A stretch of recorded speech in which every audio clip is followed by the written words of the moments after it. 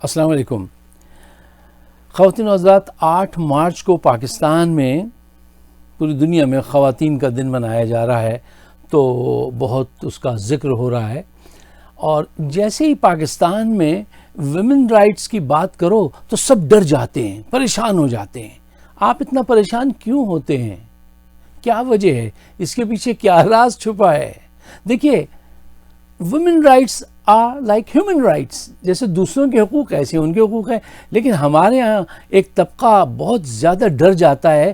شاید اس کی وجہ یہ ہے کہ وہ یہ سوچنے لگتے ہیں کیا ان کو بھی وہی تمام حقوق حاصل ہوں گے جو حرکتیں ہم کر رہے ہیں، فلرٹ کر رہے ہیں، ٹھیک ہے نا، کرپشن میں انوالو ہیں، زنا، شراب، جوا، جو بھی برے کام ہیں کر رہے ہیں، وہ گھر آ جاتے ہیں بالکل شریف بن کر، سگریٹ پی رہے ہیں، پھونکتے ہوئے چلے جا رہے ہیں، جو بھی کرنا چاہتے ہیں وہ کر رہے ہیں۔ کیا خواتین بھی ایسے کرنے لگیں گی؟ ان کو بھی آزادی حاصل ہو جائے گی تو بڑی تکلیف ہو جائے گی۔ جبکہ حقیقت یہ ہے کہ ہمارے پاکستانی معاشرے میں مرد تو یہ ساری باتیں کرنے کے بعد داڑھی رکھ لے تو سب کچھ چھپ جاتا ہے، اس کو سب پھر بڑا پاک باز سمجھنے لگتے ہیں۔ عورت کے پاس داڑھی نہیں ہے۔ اگر داڑھی ہوتی اور یہ سارے حقوق ہوتے تو وہ بھی داڑھی رکھ کے آپ کی طرح پاک باز نظر آتی، لیکن ایسا ہے نہیں، عورت کے پاس داڑھی نہیں ہے۔ خواتین و حضرات، دیکھیے، پاکستان میں جو اکثر میں سنتا ہوں کہ وہ مارچ کر رہے ہیں، وہ اپنا جلوس نکال رہے ہیں، حقوق مانگ رہے ہیں، دیکھیے پاکستان میں جو اصل جنگ ہے نا، وہ مرد اور عورت، مہاجر اور سندھی، پٹھان اور پنجابی، ان کی نہیں ہے۔ اصل جنگ جو ہے وہ ہیوز اینڈ ہیو ناٹ کے درمیان میں ہے، جس کے لیے یہ لڑتے نہیں ہیں۔ وہ ان کو سیاسی طور پہ لڑاتے ہیں، ٹھیک ہے نا، اب وہ ان کو جینڈر کی بنیاد پہ لڑائیں گے۔ اچھا، کچھ لوگ جو این جی اوز ہیں وہ پیسہ بنائیں گی، باقی خواتین آئیں گی، مارچ کریں گی اور اپنے گھر چلی جائیں گی۔ لیکن یہ حقیقت ہے کہ پاکستان میں جو اصل مسئلہ ہے، اگر آپ مرد ہیں یا عورت ہیں، سندھی ہیں کہ مہاجر ہیں کہ پنجابی ہیں، اگر آپ غریب ہیں تو آپ مظلوم ہیں، آپ کو پیسے گا وہ جس کے پاس سب کچھ ہے، وہ ہیوز اینڈ ہیو ناٹ کا جو میں آپ سے کہہ رہا ہوں۔ اچھا، اس کی وجہ کیا ہے کہ یہ اصل جنگ یہ ہے، اور ہم لڑ رہے ہیں، ہم کسی اور میدان میں۔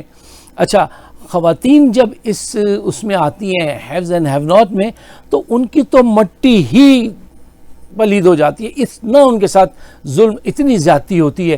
اور جو لوگ یہ بات نہیں مانتے ہیں کہ خواتین کے ساتھ زیادتی ہو رہی ہے، وہ بہت زیادتی کرتے ہیں۔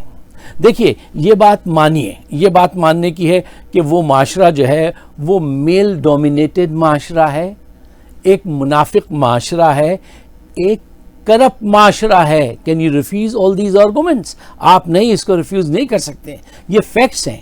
اچھا، اب آئیے دیکھیے کہ اصل مسئلہ ان خواتین کے ساتھ کیا ہے۔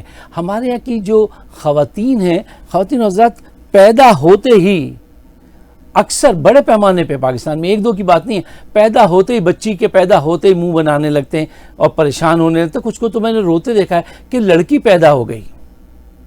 اچھا، پھر کچھ دنوں کے بعد جب غم سہ لیتے ہیں تو کہتے ہیں لڑکی اللہ کی رحمت ہے۔ اچھا، وہ لڑکی بڑی ہو گئی، ذرا سا اپنے حق میں اگر بولے تو کہتے ہیں بڑی فتنہ گر ہے۔ جب تک سہتے رہو تو ٹھیک ہے، ورنہ آپ کو فتنہ گر کہہ دیتے ہیں۔ اچھا، ہر طرح کی زیادتی اور ظلم جو ہے وہ لڑکی کے ساتھ، فیمیل کے ساتھ پاکستان، پوری دنیا میں ہوتی ہے، پاکستان میں خاص کر کے ہوتی ہے۔ مثلا اگر وہ گھر سے نکلے، گھر کے اندر سے گھر کے باہر تک، ہر جگہ پہ اس کو چیلنجز ملتے ہیں، گلی میں سے گزرنا مشکل ہو جاتا ہے۔ ایسی نظروں سے یہ جو ہیں ہمارے ساتھی، وہ ان کو دیکھتے ہیں۔ اور میں ان سے کہنا چاہتا ہوں کہ اگر کوئی خاتون تمہاری گلی سے گزرتے وقت ڈرے اور تمہاری موجودگی وجہ سے اس کو گزرنا مشکل ہو جائے، تو تم گلی کے محلے کے آوارہ کتوں سے بھی زیادہ بدتر انسان ہو۔ آپ کسی بھی مقام پہ دیکھ لیں، اگر فیمیل جا کے ٹیکسی والے سے کرایہ پوچھ لے، وہ اس کو بڑھا دے گا، ایک عجیب نظروں سے دیکھے گا۔ کسی بھی اس پہ آپ چلے جائیں، اس کے ساتھ زیادتی ہوگی۔ کہیں قرآن سے اس کی شادی کرا دیتے ہیں جائیداد مارنے کے لیے. کیا یہ ظلم نہیں ہے؟ کیا یہ اس کا حق نہیں ہے؟ ابھی پچھلے دنوں ایک لڑکی کو باقاعدہ 4 فٹ زمین میں زندہ گاڑ کے پھر پتھر مارے گئے ہیں اور وہ مر گئی. اس نے رشتہ قبول نہیں کیا تھا ایک وڈیرے کا. ٹھیک ہے نا. کیا کون سا ظلم ہے جو آج وہاں پہ خاتون کے ساتھ نہیں ہو رہا؟ کتنی بچیاں ہیں جو اغوا کرنے کے بعد گینگ ریپ کرتے ہیں پھر ان کو قتل کر کے پھینک دیتے ہیں. معصوم بچیوں کو، معصوم بچوں کو. یہ کون کر رہا ہے؟ یہ اسی معاشرے میں یہ مرد ہی تو کر رہے ہیں. اچھا، میں یہ تمام چیزیں مانتا ہوں. ان تمام مظالم کو ہم آپ سب جانتے ہیں اور ہماری آپ کی کوشش ہے کہ ہم اس معاملے میں خواتین کے ساتھ کھڑے ہوں، ان کا ساتھ دیں اور ساتھ دینا چاہیے. ڈاکٹر علی شریعتی صاحب نے بڑی اچھی بات کہی تھی کہ حق کے ساتھ کھڑے ہو، ورنہ تاریخ کو پھر اس سے کوئی مطلب نہیں ہے کہ جس وقت ضرورت تھی اس وقت تم کسی مسجد میں تھے یا کسی طوائف کے کوٹھے پہ موجود تھے. ڈزنٹ میٹر اس وقت ساتھ دے رہے تھے یا نہیں دے رہے تھے. یہ امپورٹنٹ چیز ہے. تو ہمیں چاہیے کہ ہم ان خواتین کا ساتھ دیں. لیکن ان خواتین کو ایک بات سمجھنی بہت ضروری ہے. جو خواتین ان کو آ کے یہ سکھاتی ہیں نا تم نے تو آدھا آسمان سر پہ اٹھا رکھا ہے، تم ہی سب کچھ سہ رہی ہو اور کسی کے ساتھ کچھ نہیں ہو رہا، وہ بات غلط ہے.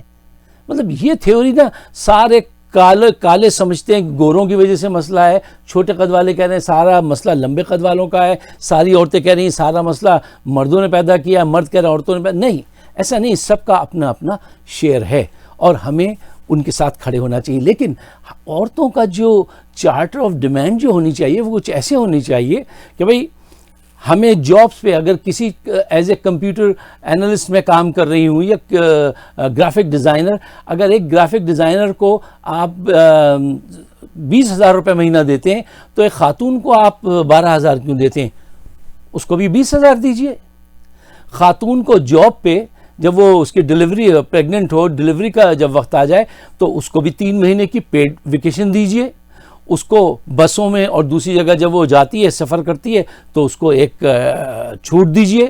اچھا، اس قسم سے جیسے جن آفیسز میں کام کرتی ہیں خواتین وہاں پہ ایک اسپیشل آفس بنایا جائے نماز کے لیے کہ خواتین یہاں پہ صرف خواتین نماز پڑھیں گی، کیونکہ جھکنا پڑتا ہے، وہ مناسب نہیں ہے کہ وہ کہیں اور جگہ جائیں. اچھا، مالز ہیں، مالز کے اندر اگر جاتی ہیں تو اگر وہ پورے مال میں گھومیں آرام سے جیسے گھومنا ہے، لیکن اگر ریسٹ کرنا چاہتی ہیں ان کا ایک الگ روم ہونا چاہیے.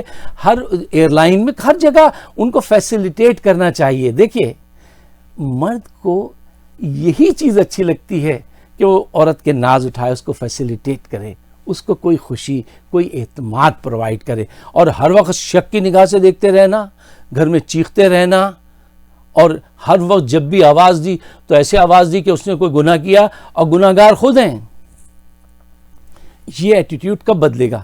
جب آپ کے لیے اچھے قوانین سامنے آئیں گے اور آپ ان قوانین پہ عمل کروائیں گی. تو ایک ایسا چارٹر آف ڈیمانڈ بنائیے، اس کو پرائم منسٹر کے پاس لے کے جائیے، اپروو کیجئے. اور یہ خواتین جو آپ کو سبق سکھا رہی ہیں رفاقتوں کا، ان کی تاریخ سنیں گے تو دہل جائیں گے. کیوں؟ انہوں نے تو این جی او سے پیسے لے لیے، انہوں نے پیسے پکڑ لیے، انہوں نے دن سیلیبریٹ کر لیا، ان کو پیمنٹ ہو گئی، آپ کو کوئی پیمنٹ نہیں ہوگی. آپ کا کوئی مسئلہ انہوں نے حل نہیں کرایا. ان کی جاب ہے آپ کو ایکسپلائٹ کرنا حقائق جان کے. اور یہ فیکٹ ہے، بہت ظلم ہے خواتین کے ساتھ. لیکن یار اس کا علاج ڈھونڈیے. اچھا، یہ علاج کب ملے گا، کیسے ملے گا؟ جب مرد آپ کا ساتھ دیں گے.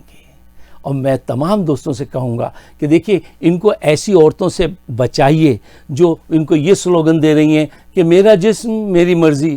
یہ پچھلے ویڈیو میں نے آپ کو بتایا تھا کہ یہ یہاں کا سلوگن تھا، امریکہ کا یہ چرا کے لے گئی تھی، وہ ایبارشن سے متعلق تھا، تو یہ مناسب نہیں ہے. دیکھیے، جب کوئی تحریک چلائی جاتی ہے نا تو اس کے سلوگن بہت امپورٹنٹ رول ادا کرتے ہیں. وہ لوگوں کو قریب لاتے ہیں. آپ کی بات کو ایک چھوٹا سا سلوگن کہہ دیتا ہے، لوگ آپ کی حمایت میں آئیں. یہ مقصد ہوتا ہے ان سلوگنز کا. یہ آپ کی حمایت میں آنے کے بجائے لوگ آپ کے خلاف جانے لگے کہ یہ کیا بکواس نعرہ لے آئی کہ میرا جسم میری مرضی، میں جو جی چاہے کرتی پھروں. نہیں، اس بہت ہی ڈیمیجنگ وہ ہے. مارچ پورا کیجئے، نکالیے. اور جو لوگ یہ بکواس کر رہے ہیں کہ وہاں پہ ہنگامہ ہوگا اور پھر دنیا میں ہماری بے عزتی ہوگی، تو دنیا میں کیوں بے عزتی ہوگی؟ آپ ہنگامہ نہیں کیجئے، آپ وہاں نہیں جائیے، اور جائیے تو ایسے جائیے کہ ان کو سپورٹ کیجئے، یا جس وقت وہ غلط بات کریں تو اس وقت صبر کا دامن ہاتھ میں تھامیے اور ان کو بعد میں سمجھائیے.